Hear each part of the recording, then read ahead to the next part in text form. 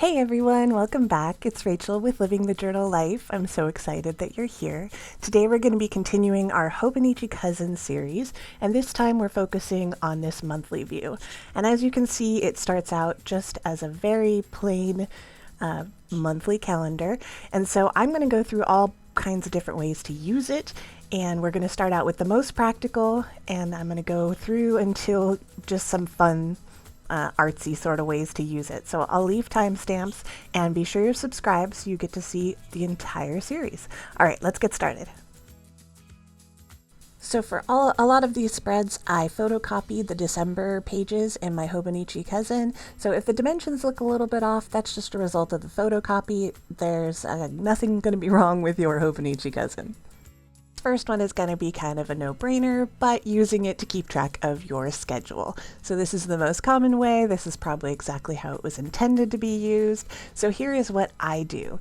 I set up a month like this where I go in, I put all my stickers because, you know, I like stickers. I put in my paydays, my trash days, my budget, and any birthdays or special holidays so that I'm set up for the month. And I do this really far advance, like a couple of months at least, but almost 3 months most times. And then right before the month start, I go in and I add all of my appointments and all the things that I want to get done and little places for check marks so that I make sure I stay on top of all the things that I need to stay on top of: paying my bills, taking classes, changing the water filter, everything like that.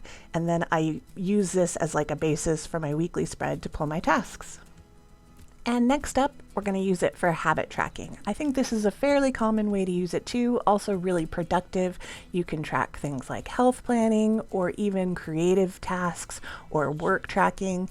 I like to use the clean color dot markers, and I put a key on the left-hand side, and that way I can just put the habits that I want to use. And then there's a lot of room to take notes about your day, mental health notes if you're focusing on health or mental health things. If you're doing food tracking, you have space to put your meals or your macros. So it's a really great place to keep all of your habits on like a monthly basis. And next up, we're going to use it for memory keeping. I think this is another fairly useful way to use it, where you're able to put just enough, like this is, I photocopied the December spread. So, you know, we watched Elf and made sugar cookies today. I set up my 2024 planners. I got off work early. There's enough space there to kind of convey exactly what you wanted to, the highlights or the lowlights of that day, without being super overwhelming. So someone that really wants to like dip their toes into memory keeping, this might be a great way to kind of dip your toes in without getting a blank journal and going, oh, I'm so overwhelmed, because you really have a very small space to fill, and you're gonna put one sentence. Everybody can do one sentence a day. And from here on out, we're going to do a little bit more artsy or creative or fun ways to use this spread. So first up is lettering practice, and don't use mine as example because I don't do great lettering. But if you're learning how to letter or you just want to write one word a day, it comes out really fun, especially if you use colors that are based on the season. And it really does get across what you did that day. The movie you watched, that you baked cookies, that you read, that you made corn chowder. You know, just kind of a high level overview, something really fun and artsy to do that's very quick, very easy. And next up, we have something fun. If you have a lot of washi like I do, this was actually really fun for me to do. I haven't tried this in my cousin before, but I just did a couple of little quick swatches of washi every day. And of course, this was for the month of December, and a couple of holidays I put in the Christmas Eve, Christmas Day, New Year's Eve stickers, and it actually was really fun to do, and I love how it turned out at the end. It's a little chaotic, but it's kind of a fun chaos, you know what I mean? And next up, we're going to use stickers, or if you are artsy like I am not, you could actually do little drawings or Zen-tagles each day.